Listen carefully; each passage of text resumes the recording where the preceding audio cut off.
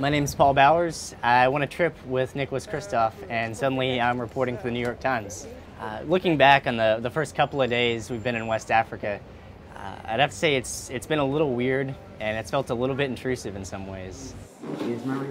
Today we're in Guinea-Bissau, and we were in a clinic, and we were trying to figure out how a little boy wound up malnourished. And we were asking all these questions about his nutrition and everything, and we were asking his mother, and she was right there in the room. And it was kind of a touchy topic. I know it's hard, but can you tell us what happened? And then later on in that same room, there was a little boy who had some kind of a congenital disease, and he was asphyxiating.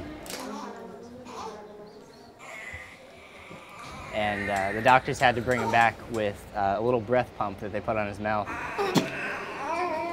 And we were standing there, and we were thinking, you know, this kid is probably gonna die. And still we were shooting footage and asking questions, and it was a little weird.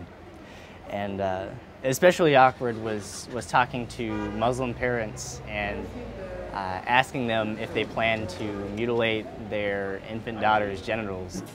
If I ask, do they plan to cut Alimatu?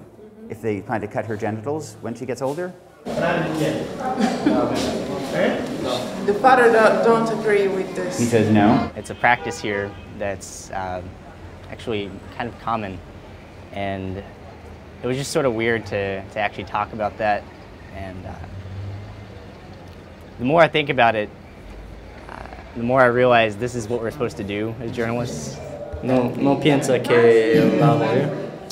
You know, we have to ask some tough questions. We have to talk about some pretty touchy topics, and sometimes you feel like you're violating some sort of trust or you're being intrusive. But I think in the end, what we're looking for is the truth, and sometimes the truth is tough to talk about and tough to ask about.